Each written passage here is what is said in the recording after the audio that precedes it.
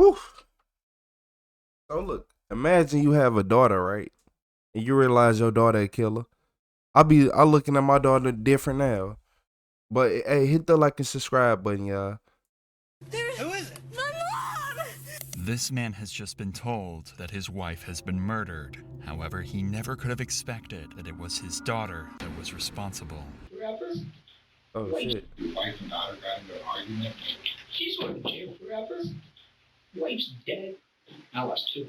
On March 3rd, 2020, Ohio police responded to a 911 call at an address in Akron and found Brenda Powell on the floor of her kitchen with 30 stab wounds in her neck. Her daughter, Sydney, was in the house at the time and told police this was a home invasion turned brutal murder. But even though Sydney was injured as well, there were still questions left unanswered. Things weren't adding up for the cops. Brenda was on the phone with one of Sydney's college professors at the time she was attacked, and during that call, she suddenly started screaming before the phone went dead. When he called back, the voice on the other end of the phone claimed to be Brenda, but the college professor knew this was a lie and suspected Sydney was pretending to be her mother. Fearing the worst, he called 911 and the first responders arrived in no time.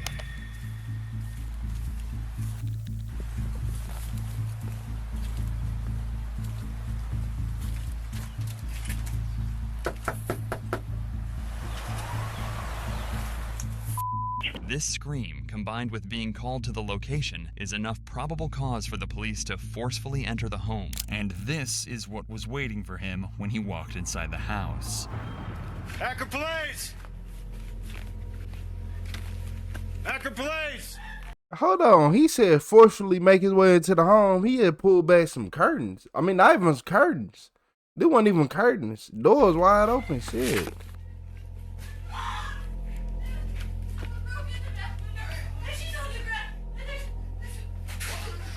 Where's your mom at? Okay, stay right here.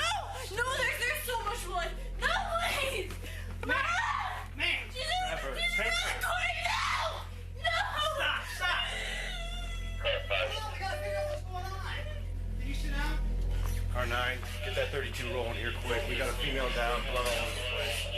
Sergeant Smart, you just got a crime scene. Taking her outside. You got she's blood all over. I don't even know if she's breathing. Secure the scene. She looks like a 22. She looks like she's been down for a while. There's blood all over the place. There's a knife by her head and stuff like that, and there's a huge pool of blood. No, I think she just walked in on it. There's a broken window in the back, so if you can just put up some crime scene tape.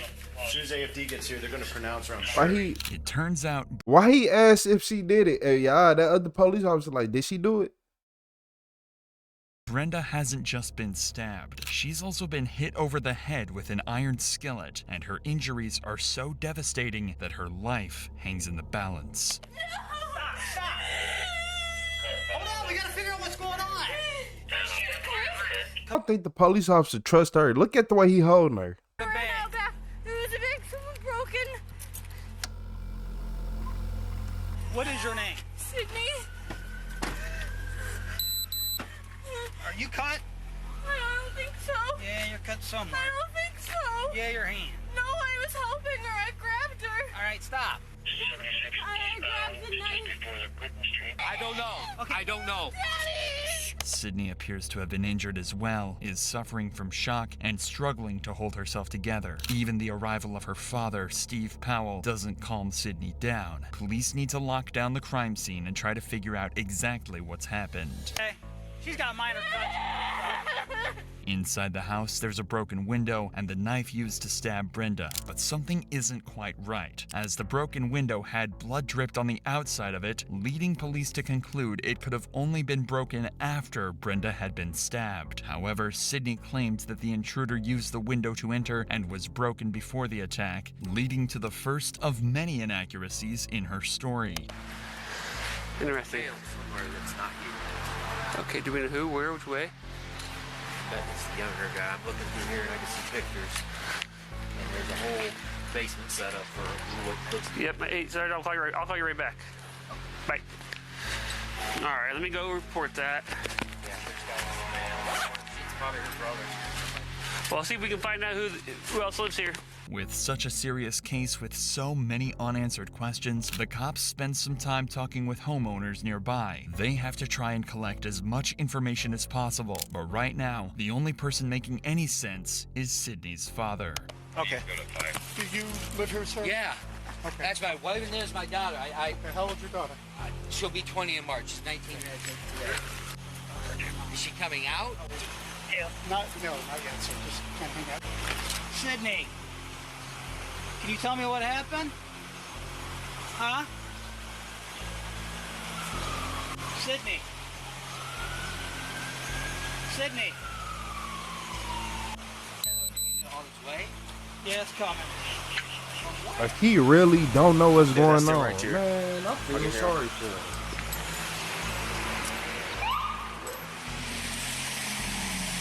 You raised your child too good.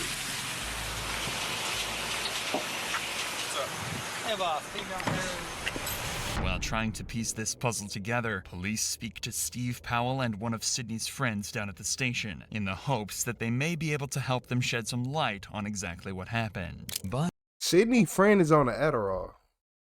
Sydney friend takes drugs. Fuck them. She happy as hell, ain't she? in the hopes Never that been they to may jail be to able have. to help them shed some light on exactly what happened. But unfortunately for Steve, he has absolutely no idea Sydney is the attacker, or even worse, that his wife is in critical condition at the hospital and likely won't survive. Something detectives will have to break to him sooner than later. Who'd you get a call from? Yeah. Got a call from him, call from me. Oh, okay. He said there was a call, went out, a distress call from the University of Mount Union where my daughter was going, and said, female in distress. I said, well, that's funny because Brenda's there, my wife. So I called Brenda, and it rings on her cell phone, no answer. I call Sydney back, rings, no answer. I call Brenda back, ring, no answer. Hey, put food in the air fryer. I call Chief back, and as I'm on the phone with him, telling him there's no answer, my doctor calls me back. I said, oh, Mom's on the phone with Mount Union. I said, well, cops are on the phone. These comments, yeah. There was a break-in, and she just started going off. She said, what? She said, there's been somebody broke into the house.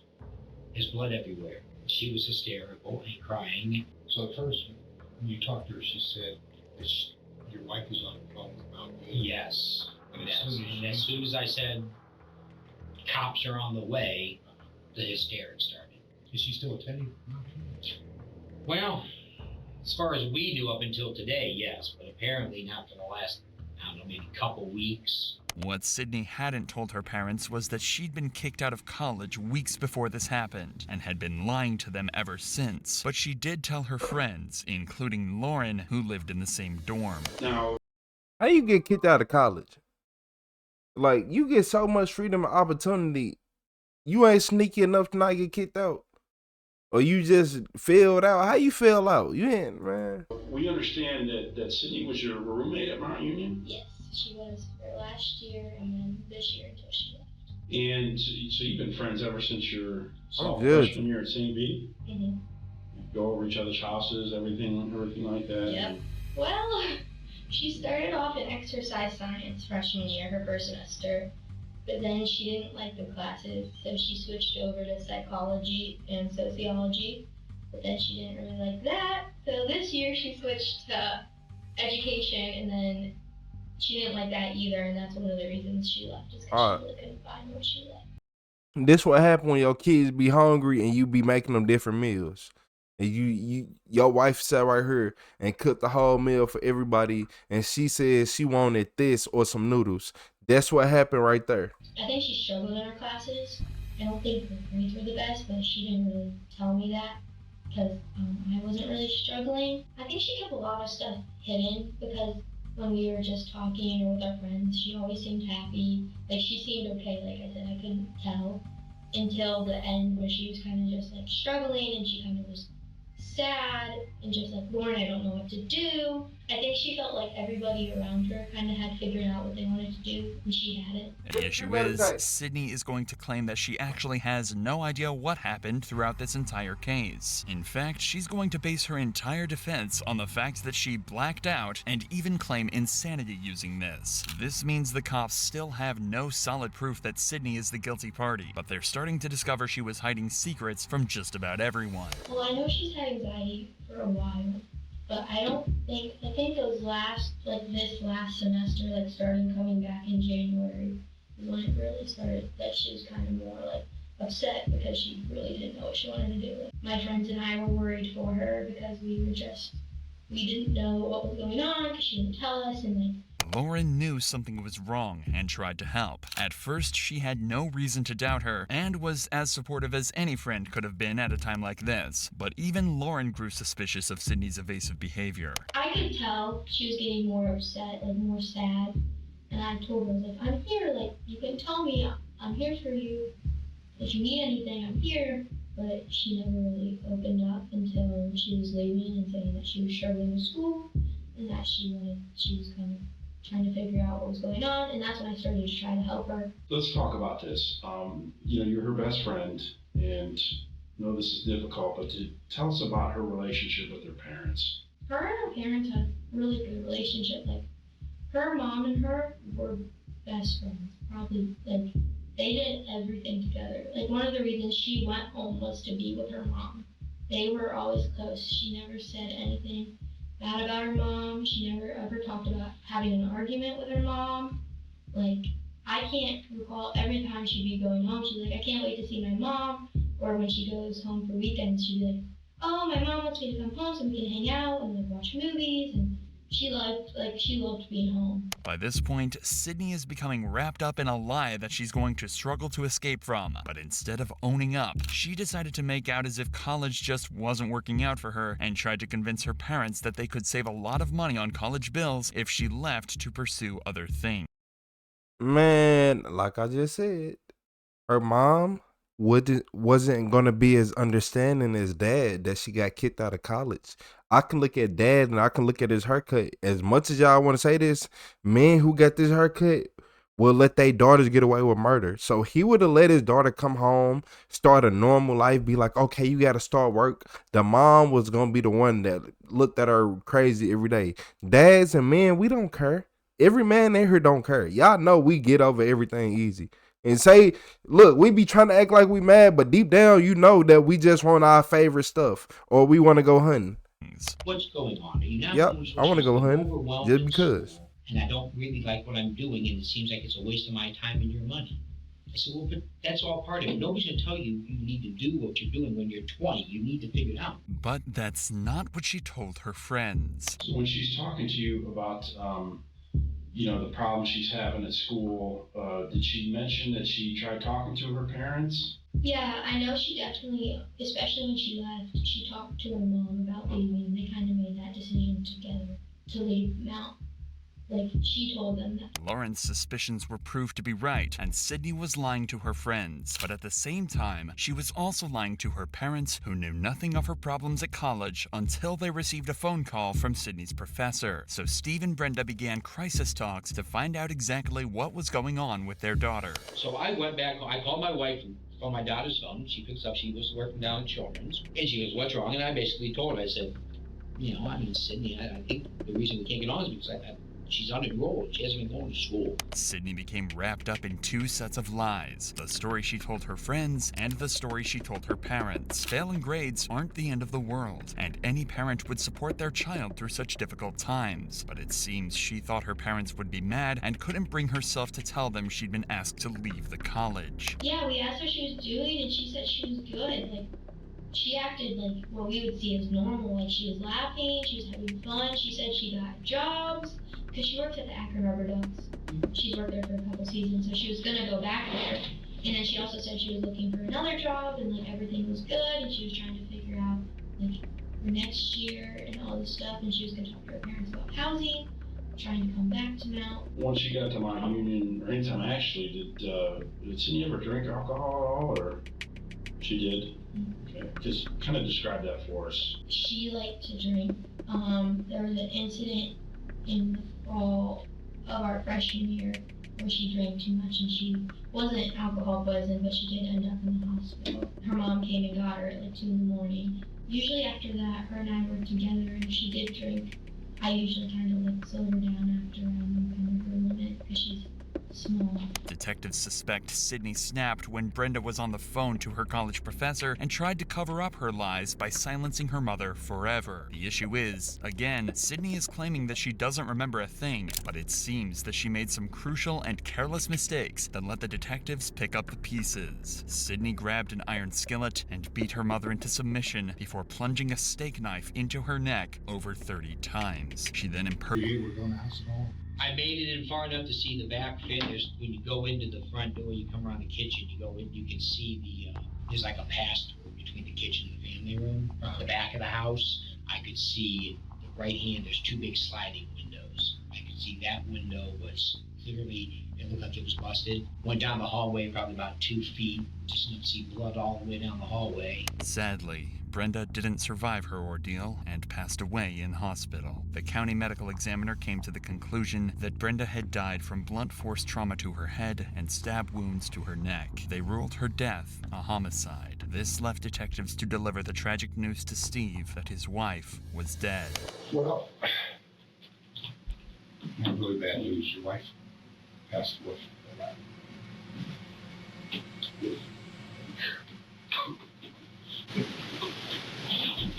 Detectives investigated Sydney's claims that an intruder was responsible, but their findings didn't seem to match her story, and the evidence was painting a different picture altogether. This left detectives with one final devastating task to carry out, telling Steve that his own daughter killed his wife.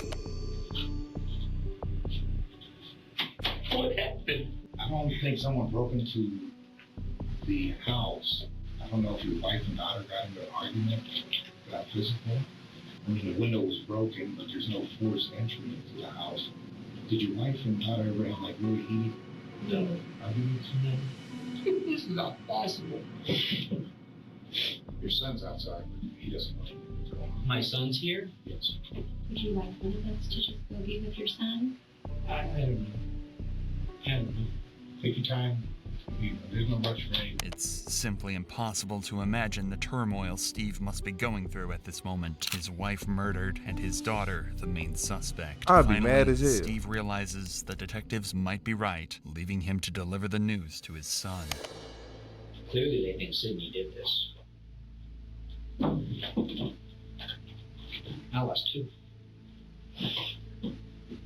She's going to jail forever. Wife's dead. You know, they're going to do everything they can to make sure that they find out exactly what happened. Nothing's definite as of yet. They still have to do their investigating. Where's Andrew? Is he just sitting out there by himself, or is he with? Would you go with them when they're supposed to be? Well, yeah, I don't want anybody in here with me when I talk to him. I don't want anybody. I just want me and him. If that's legal, I don't care. You don't want any of us? I don't want any of you. No, I just want Andrew. So you just come and get us when you're ready, okay? You ready? I don't know. They don't know. They haven't told me. They're investigating. Sydney was arrested and charged for the murder of Brenda Powell. She claimed insanity at first, saying she had almost no memory of what happened, including hitting Brenda with the cast iron skillet and fatally stabbing her. The jury didn't believe Sydney, and she was found guilty on 2 counts of murder, 1 count of felonious assault, and 1 count of tampering with evidence. Sydney Powell was sentenced to life in prison with a chance of parole after 15 years. Hold on. Nuh-uh, Sydney. First, saying you ain't getting off. Sydney not going nowhere. Bring your ass here. Sydney, first off, you was sheltered. You got everything you want in life. Your ass ain't never went without a meal. She never went a day hungry. She don't know what it's like to go hungry. And that's what's wrong with a lot of y'all parents. We be want to do so much for our kids that we spawning these motherfuckers. Yeah, man, once you start seeing your kids ungrateful on Christmas, hey, stop playing with me. You can tell she was like, oh, My dad understand, but my mom won't. She's like, we're like best friends. Nah, she knew her mom wouldn't understand where she was coming from. What you mean you dropped out of college? The dad had just let it go. I can tell by his haircut, he just let it go. I'm not being funny when I say that. It's just certain men with certain haircuts don't care. You are not a dominant. Look, man, if her dad was a full bald head man, it'd have been a different story. He wouldn't have stood for none of that. She probably wouldn't even did all this. But no, she's one of them kids that he did right by her. The parents did right. They made sure she can go to college. They made sure she can do this. She got kicked out.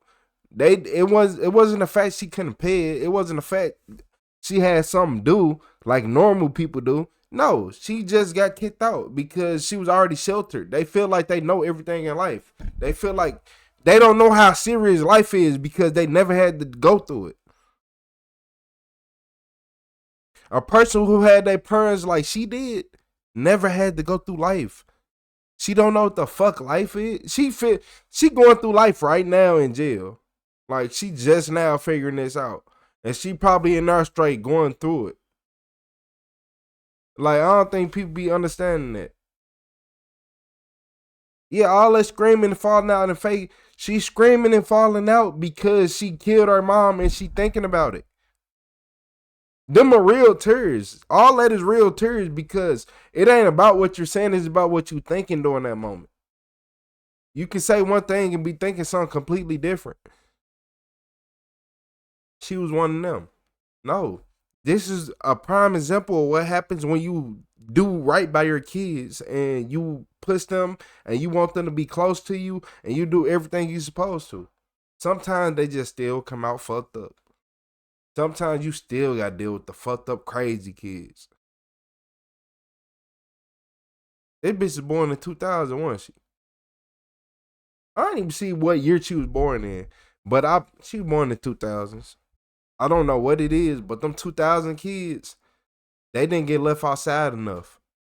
They didn't get left outside. Man, tell me I'm lying. Anything over 2000, they don't even know what it's like to get abandoned. You hear me? They think abandoning them is you going to work. Imagine the motherfucker go to work and then go out after they go to work. And then go back to work. Man, I ain't seen your ass in 2 days. Hold on. Do I have a parent?